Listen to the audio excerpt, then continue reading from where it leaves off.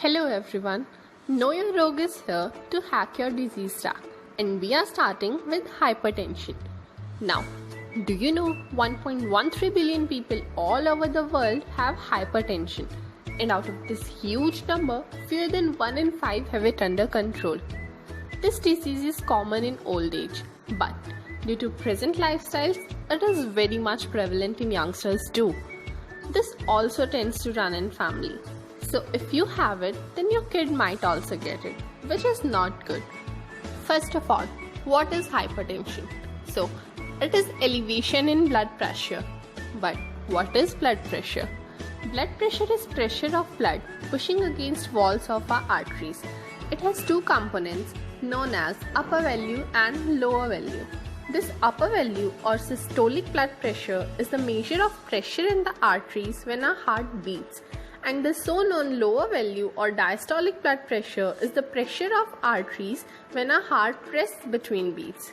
So, its normal value is less than 120 by 80 mm of mercury, where 120 mm of mercury represents normal systolic pressure, while 80 mm of mercury represents diastolic blood pressure.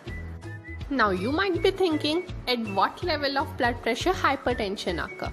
So, it is a condition when systolic value remains 140 mm of mercury or higher and diastolic value remains 90 mm of mercury or higher for a long time. Causes for this rise in blood pressure can be improper sleep, inactivity, consumption of tobacco and alcohol, high amount of sodium in diet, chronic kidney disease, adrenal or thyroid problems, defect in blood vessels, medications like birth control, painkillers, and illegal drugs like cocaine and amphetamine, etc. Now you might ask how to know I have hypertension. Like, what are the symptoms? So guys, hypertension is called a silent killer. Most people with hypertension are unaware of the problem because it may have no warning signs or symptoms. For this reason, it is essential that blood pressure is measured regularly. When symptoms do occur, they can include early morning headaches, nosebleeds, irregular heart rhythms, vision changes, sounds in the ears, and heaviness in the chest. Severe hypertension can cause fatigue, nausea, vomiting, confusion, anxiety, persistent chest pain, and muscle tremors. So, here are some tips to control your high blood pressure. Number 1. Exercise regularly. Regular physical activity such as 150 minutes a week or about 30 minutes most days of the week can lower your blood pressure by about 5 to 8 mm of mercury if you have high blood pressure. And it is important to be consistent because if you stop exercising, your blood pressure can rise again. Number 2. Eat a healthy diet.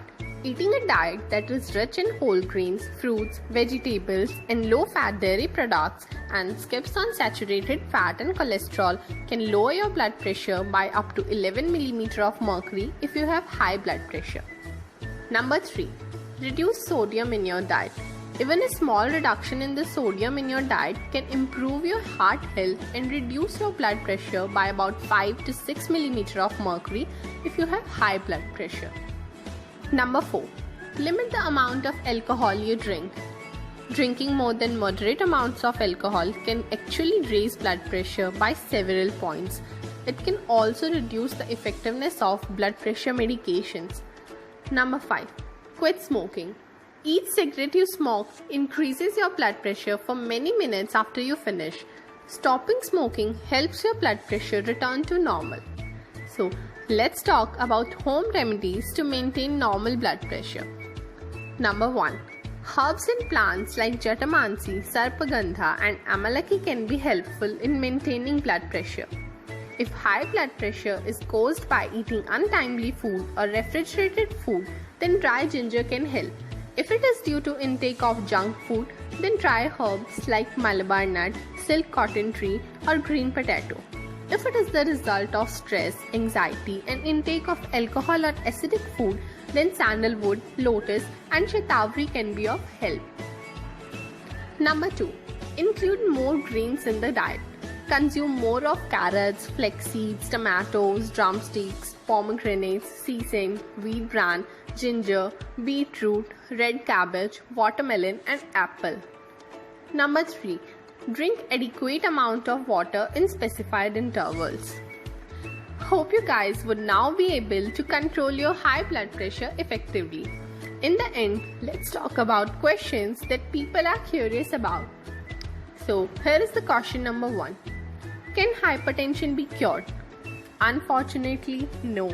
You cannot treat hypertension. You can only regulate it by a proper lifestyle. Question number 2. What is the dangerous level of blood pressure? The level of blood pressure which turns critical for your health and can start instant problems is 180 by 120 mm of mercury or above. So do keep a check, everyone. Question number 3. What damage can hypertension have?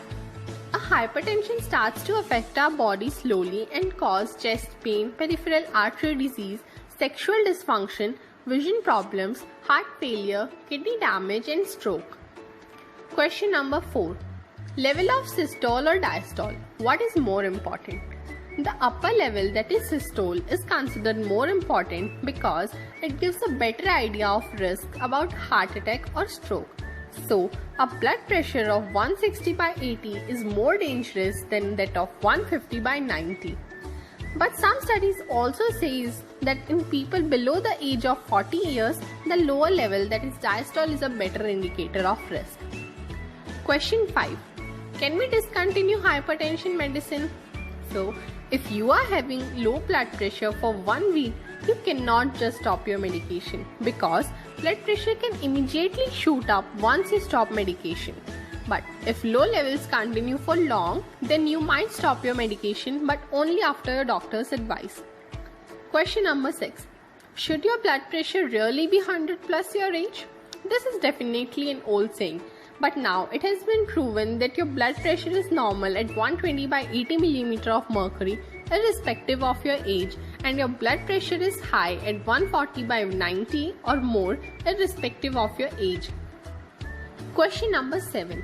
Does time of medication matter? Yes. It's better to take your medication at a fixed time of the day because when it becomes a part of your routine, it really doesn't matter if you take it in morning or evening. Thank you for watching the whole video. We will be soon coming up with fun facts, exercise and mythbusters related to this disease. So stay tuned and do share the video and also subscribe our channel.